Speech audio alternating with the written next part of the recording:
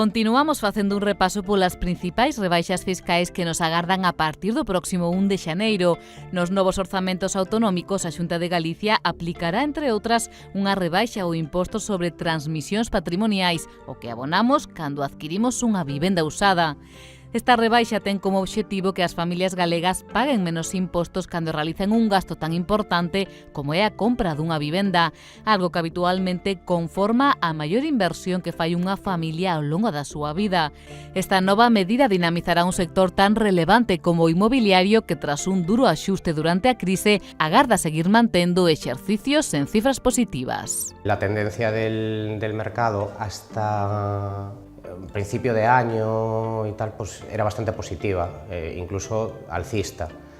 Yo entiendo, sobre todo en nuestra zona y tal, que en estos momentos hay un periodo de desaceleración, como que el tema está parando un poco, como hay una incertidumbre, también al final los niveles de macroeconomía se van de alguna forma trasladando a las ciudades más pequeñas, como nuestra zona y tal, ¿no?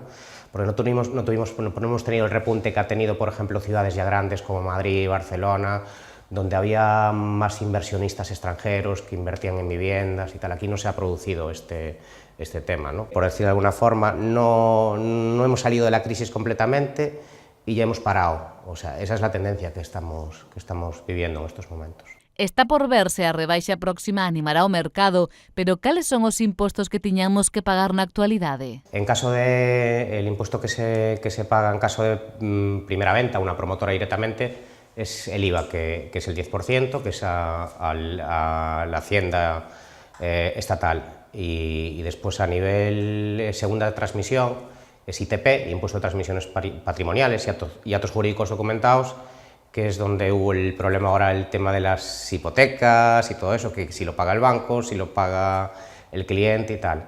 Y entonces los tipos que se estaban marcando hasta este momento era el 10% de transmisiones patrimoniales en caso de que no sea vivienda habitual, el 8% en el supuesto de que sea vivienda habitual y el 4% en el caso de que sea un menor de 36 años o familia numerosa el que compre.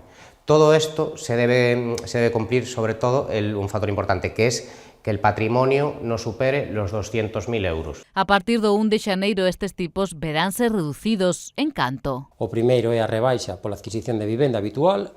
Temos unha rebaixa dun 8% no módulo normal, dun 8% a un 7%. Parece que é unha rebaixa pequena, pero se temos en conta que as vivendas teñen unha carga moi importante, que suelen ser vivendas de 100.000 ou 200.000 euros, un 1% si estamos falando de cifras importantes.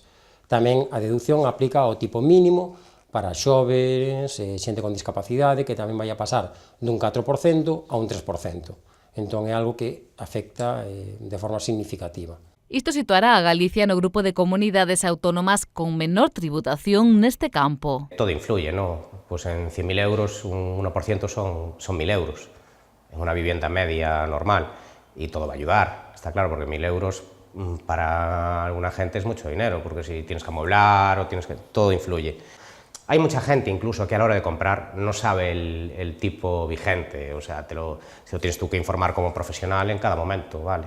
A previsión da Xunta de Galicia é que esta medida beneficie cada ano unhas 10.000 persoas en todo o territorio galego que a partir de 2019 pagarán menos impostos cando adquiran un inmoble se este se convirte na súa vivenda habitual.